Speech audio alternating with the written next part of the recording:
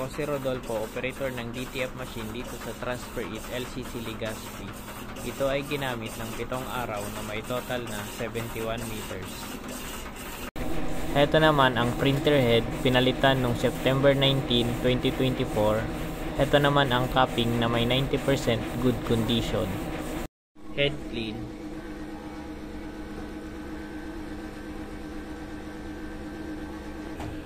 Punasan ng wiper pagkatapos mag-head clean. Nozzle test.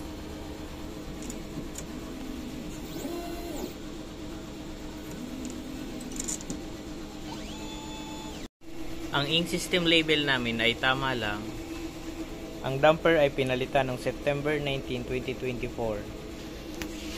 Ang waste tank ay nilinis ng 1 araw. Ito ang ABR. At dito naman nakalagay ang ground wire. Dito nakalagay ang stock ng unused ink. Dito naman nakalagay ang in-use ink. Dito naman nakalagay ang stock ng DTF powder, DTF film. Ito naman ang record ng consumable withdrawal, physical inventory report, daily output record, daily checklist. Yun lang po. Thank you.